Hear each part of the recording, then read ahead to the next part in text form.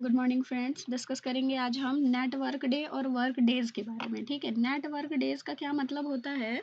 इसमें जैसे दो डेट्स पूछी जाती हैं, ठीक है, एक स्टार्ट डेट और एक एंड डेट। अब इस स्टार्ट डेट और एंड डेट का क्या मतलब होता है कि काम आपका इस डेट पे स्टार्ट हुआ, जो कि हमने आज का डेट लिया हुआ है, और इस डेट पे काम आपका जा करके ख़त्म हुआ। ठीक है, तो वैसे तो कई जगहों पे 25 तारीख को यानी क्रिसमस डे को हॉलिडे कंसीडर किया जाता है, बट इन केस अगर हॉलिडे नहीं रहा तो फिर आपके यहाँ कितने दिन काम चला, यहाँ पे बता दिया कि आपके दिन 6 दिन का काम चला है, वर्किंग 6 दिन रहा। अब अगर इन केस इसमें क्या होता है कि अगर बीच में कोई संडे पड़ता है तो वो एक्सेप्शनल होता है कि नेट वर्क डे जो होता है वो संडे को कंसिडर कर लेता है। एक और फॉर्मूला होता है, बहुत जगहों पे क्या होता है कि ज़रूरी नहीं है कि संडे ही सिर्फ छुट्टियों के दिन माने जाते हैं। कई जगहों पे अच्छी-अच्छी कंपनीज़ में सैटरडे और संडे दोनों को ही एज़ अ लीव कंसिडर किया जाता है, छुट्टियाँ कंसिडर की जाती हैं। तो वहाँ पे क्या होता है, इंटरनेशनल का एक फॉर्मूला लगता है।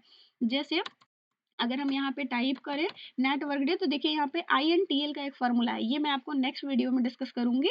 ठीक है, अभी फिलहाल हम यहाँ पे बेसिक देख रहे हैं नेट वर्क डेज और वर्क डेज को। अगले वीडियो में हम आपको डॉट इंटरनेशनल, अगर एक से ज़्यादा छुट्टियाँ रहीं या कोई अल्टरनेट डेज रही, संडे के अलावा मंडे, ट्यूसडे, वेडनेसडे, ऐसे डेट पे छुट्टियाँ रही, तो फिर हम कैसे निकालेंगे वो मैं आपको बताऊंगी। ठीक है, फिलहाल इसको देख लेते हैं। नेट वर्क डे लिखा हमने। अब यहाँ पे अगर ये स्टार्ट डेट है, अगेन हमारे पास ये एंड डेट है, और इन केस अगर 25 को छुट्टी रहती है क्रिसमस डे के दिन, तो हमने क्या किया है, इसको सिलेक्शन ले लिया और ब्रैकेट को क्लोज करा और देन एंटर करा। तो देखिए यहाँ पे आपको पता लग गया कि आपकी जो छुट्टी थी, यहाँ पे ये वाली जो छुट्टी है ये 5 दिन सिर्फ वर्किंग, मतलब सिर्फ 5 दिन चला है, क्योंकि एक दिन और छुट्टी हो गई है, जिसमें कि अगर क्रिसमस की छुट्टी नहीं होती तो 6 दिन छुट्टी हुई, देन 5 दिन। उसके बाद हम काउंट कर लें अगर वर्क डे को, तो वर्क डे के फॉर्मूले के लिए क्या करना होता है हमें। वर्क डे में भी सेम वही इंटरनेशनल का भी फॉर्मूला होता है, वो भी मैं आपको इसके साथ साथ वाले अगले वीडियो में डिस्कस करूंगी। यहाँ पे देखते हम लोग स्टार्ट डेट। सपोज करिए इस डेट से हमारे यहाँ काम स्टार्ट हुआ और काम चला कितने दिन, हमने कहा कि 6 दिन हमारे यहाँ काम चला। ठीक है, 26 तारीख से काम स्टार्ट हुआ और 6 दिन काम चला।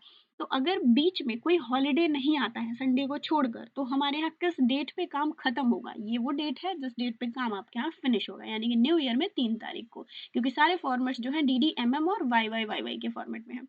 अब हम बात कर लें कि अगर मान लीजिए कि आपके यहाँ का जो काम है, हमारे यहाँ जो काम है वो स्टार्ट तो इस डेट पे हुआ, बट एंड काम चला कितने दिन, 6 दिन काम भी चला, लेकिन जो है कि नहीं, एक दिन उसमें छुट्टी पड़ी यानी कि हॉलिडे पड़ी। और वो डे कौन सा था, हमने सपोज करिए कि हमने ले लिया कि वो जो हॉलिडे था वो एक एक 2024, ठीक है, 11/2024 में छुट्टी पड़ी। ठीक है, ये रहा छुट्टी वाला डेट। क्लियर। अब उसके बाद ब्रैकेट को क्लोज करके आप चाहें तो कहीं मेंशन करके, जैसे हमने यहाँ पे 25 को मेंशन कर दिया था, तो आप चाहो तो इसको कहीं पर भी मेंशन करके एंड देन एंटर करा सकते हो। यहाँ पे फिलहाल वो ले नहीं रहा है उसको, एक बार मैं एंट्री करा देती हूँ डेट की। जैसे मान लीजिए कि यहाँ पे न्यू ईयर जो ऑप्शनल लिखा है हमने, यहाँ पे मैं डेट डाल देती हूँ। ठीक है, 1, ठीक है।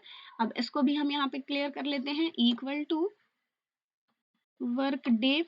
अब यहाँ पे क्या पूछ रहा है, स्टार्ट डेट। स्टार्ट डेट हमारा काम स्टार्ट हुआ था इस डेट को, काम चला कितने दिन, 6 दिन का मान लीजिए काम चल गया, कॉमा करा हमने। पूछ रहा है यहाँ पे हॉलीडे, हॉलीडे में हमने क्या किया, यहाँ से न्यू ईयर को सिलेक्ट कर लिया। ठीक है, अब ब्रैकेट को क्लोज कर रहे हैं और देन उसके बाद हम यहाँ से एंटर कर रहे हैं। यहाँ पे देखिए मिल गया आपको 4 तारीख को काम फाइनली खत्म हो गई। अगर न्यू ईयर की छुट्टी नहीं हुई तो काम 3 को खत्म हो जाएगा, और काम अगर हॉलीडे की छुट्टी होती है न्यू ईयर को तो फिर 4 को काम खत्म हो जाएगा। Okay, thank you.